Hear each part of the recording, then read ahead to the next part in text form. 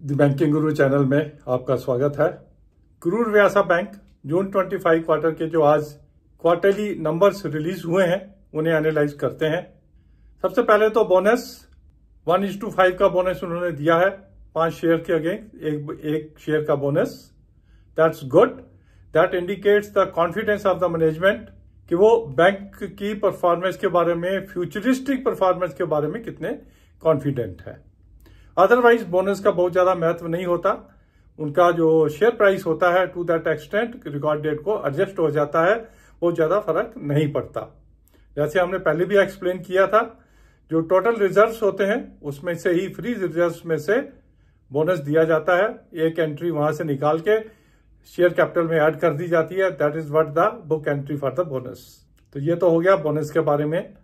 Quarterly numbers अगर देखें तो जो फाइनेंशियल अपडेट्स आए थे उसके हिसाब से we were expecting better quarterly numbers, net profit and other figures उतने अच्छे नहीं है और उसके लिए एक या दो कारण भी हैं, उन्हें भी देख लेते हैं। पर इस बैंक की कुछ अच्छी चीजें भी हैं, वो भी हम एक्सप्लेन करेंगे। पहले आइए देखिए नंबर देखते हैं। इनके डिपॉजिट्स बढ़े थे, क्वार्टर ऑन क्वार्टर इनके डिपॉजिट्स बढ़े थे 4% और एडवांसेस बढ़े थे 6%। कासा में भी थोड़ा सा 0.10 बीपीएस का जो है इंक्रीज था। उसके हिसाब से हमें ऑपरेटिंग प्रॉफिट, अच्छे ऑपरेटिंग प्रॉफिट की उम्मीद थी, उतना आया नहीं है। इंटरेस्ट अर्न्ड 52 करोड़ से इंक्रीज हुआ है, लेकिन जो अदर इनकम है वो 62 करोड़ से कम हो गई।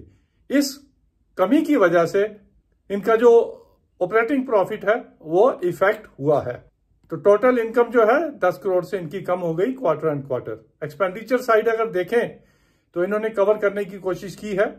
इंटरेस्ट एक्सपेंडिड तो 63 करोड़ से इंक्रीज है, लेकिन operating expenses, employ cost as well as the other operating expenses दोनों को इन्होंने कंट्रोल किया है और 42 करोड़ का रिडक्शन है quarter on quarter.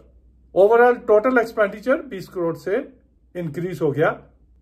And the overall impact on the operating profit is 835 crore का लास्ट क्वार्टर में प्रॉफिट था, अभी हो गया 805 करोड़, मतलब 30 करोड़ से कम हो गया।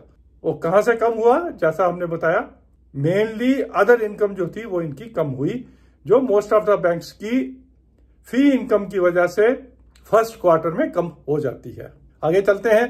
प्रोविजंस 43 करोड़ से इन्होंने अपनी प्रोविजंस कम की और उसका कारण यही है कि इनकी पीसीआर जो है मेरे हिसाब से one of the best in the banks, 96.76 की पीसीआर पे चल रही है। दैट मीन्स ऑलमोस्ट 100% इन्होंने अपने एनपीएस जो है प्रोवाइड फॉर कर रखे हैं, इसलिए इन्होंने ज्यादा जरूरत नहीं समझी फर्दर प्रोविजन करने की। 43 करोड़ से इन्होंने कम प्रोविजन किया है। टैक्स प्रोविजन 5 करोड़ से बढ़ाई है and the net profit has gone up by 8 crore, 513 crore से बढ़ के 521 करोड़ हो गया। हालांकि एनपीए जो है, ग्रॉस एनपीए इनके 50 करोड़ से कम दिख रहे हैं, एक्चुअल में कम नहीं है। इन्होंने जो राइट ऑफ किया है ड्यूरिंग द क्वार्टर वो थोड़ा बढ़ा के किया है। लास्ट क्वार्टर में 133 करोड़ के एनपीए राइट ऑफ किए थे, बुक्स में से बाहर निकाले थे, और इस बार इन्होंने 167 करोड़ के एनपीए जो है राइट ऑफ किए हैं। उसकी वजह से हमें जो ग्रॉस एनपीए की फिगर है वो अंडर कंट्रोल दिख रही है। Otherwise also most of the banks में इनकी जो नेट एनपीए है सबसे कम है, 0.10, 170 करोड़ के एनपीए है। That's good. शेयर अगर आप देखें तो ऑलमोस्ट 52 वीक हाई पे चल रहा है। 277 का इनका 52 वीक हाई है, 270 पे था आज। बोनस की न्यूज के साथ जो बढ़ना था वो बढ़ चुका, अभी इसी रेंज में रहने वाला है। इन रिजल्ट्स के साथ 52 वीक हाई को क्रॉस करना तो मुश्किल है।